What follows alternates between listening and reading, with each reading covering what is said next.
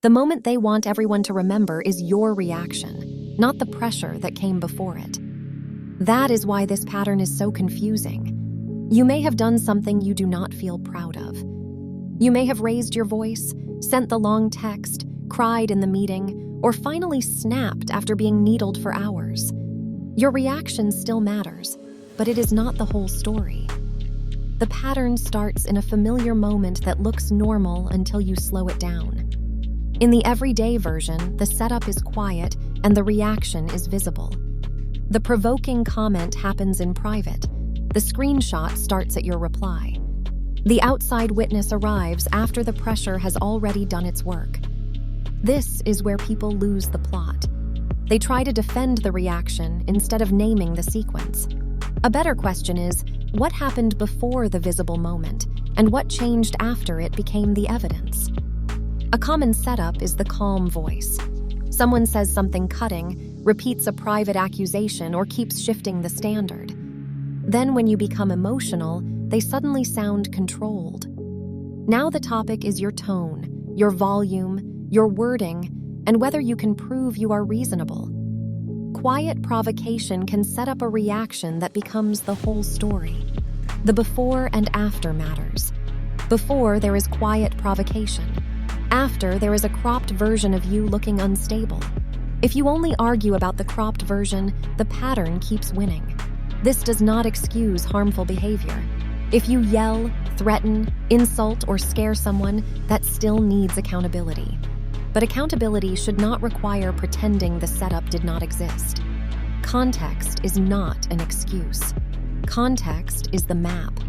The decision point is the moment you feel yourself becoming the evidence. Your body wants relief. Your mind wants to correct the false story immediately. That is the exact moment to slow down, because the next message may become the thing everyone talks about instead of the pressure that created it. Separate accountability for a reaction from ignoring the pattern that led to it. A useful phrase is, "I am too activated to continue this clearly. I will respond when I can be specific."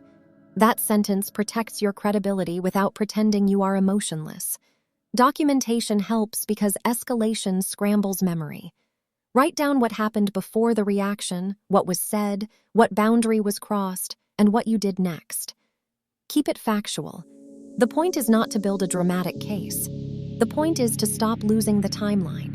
If the other person wants repair, a pause will not destroy the relationship.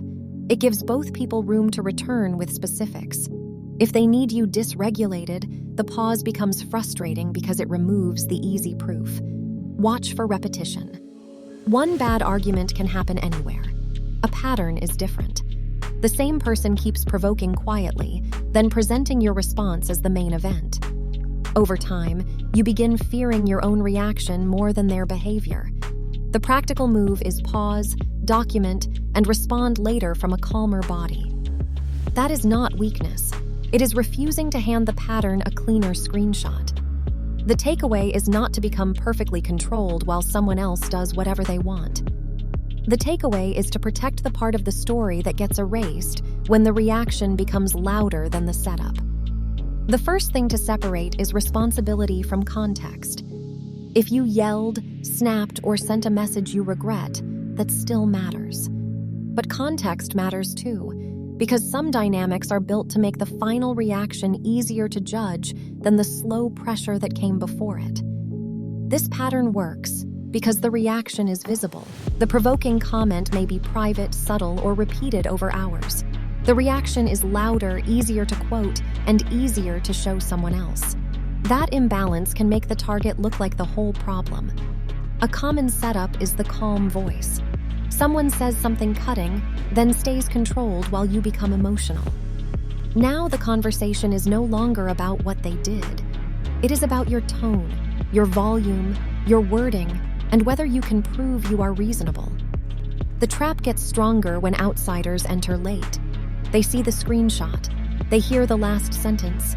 They do not see the repeated needling, the sleep loss, the mixed signals, or the private comments that made the reaction more likely. That does not mean every reaction is justified. It means the healthiest move is to stop handing the pattern more material. The moment you feel yourself becoming the evidence, pause. Do not keep explaining while your nervous system is already overloaded. A practical phrase is, "I am too activated to continue this clearly. I will respond when I can be specific." That sentence is not a surrender. It protects you from becoming the clip, quote, or screenshot that replaces the full story. Documentation helps because memory gets blurry when a conversation is designed around escalation. Write down what happened before the reaction, what was said, what boundary was crossed, and what you did next. Keep it factual, not dramatic. If the other person wants repair, a pause will not destroy the relationship. It may feel uncomfortable, but it gives both people room to return with specifics. If they need you dysregulated, the pause becomes frustrating because it removes the easy proof. The biggest warning sign is repetition. One bad argument can happen in any relationship. A pattern is different. The same person keeps provoking quietly, then presenting your response as the main event. Over time, you begin fearing your own reaction more than their behavior. The takeaway is not to become perfectly emotionless. The takeaway is to notice when your emotion is being recruited into someone else's story. Slowing down protects your credibility, your clarity, and your next choice. How they make your reaction the story without making it bigger than it needs to be. The useful move is to notice the small, repeatable shift. What changed after the interaction? Did you gain a clearer choice, or did you become more anxious about choosing at all? That question matters because manipulation often hides inside aftermath. The conversation may sound normal while it is happening. The cost shows up later when you are replaying every sentence, softening your own memory, and trying to make the confusing part your responsibility. A grounded person can hear a clear question without turning it into a loyalty test. They may disagree, but they do not need to punish the question. That is one of the simplest ways to separate tension from control. You can also ask what the pattern rewards.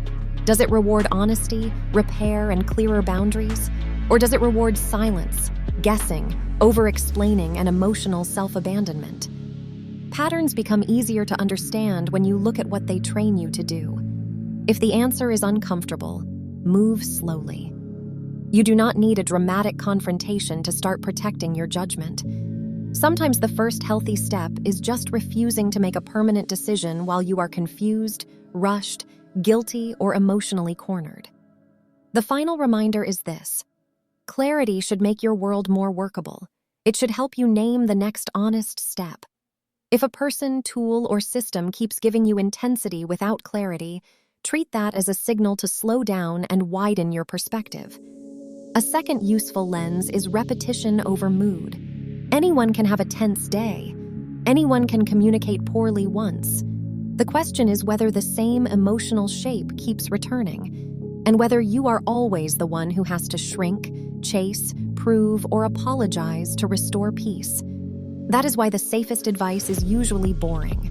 Slow down, name facts, keep records, ask for specifics. Wait until your body is calm before sending the message that could be forwarded, cropped, or used as the new topic. It also helps to separate urgency from importance. Something can feel urgent because your nervous system wants relief, not because a wise decision is required in the next 5 minutes. When the pressure spikes, time is often the protection.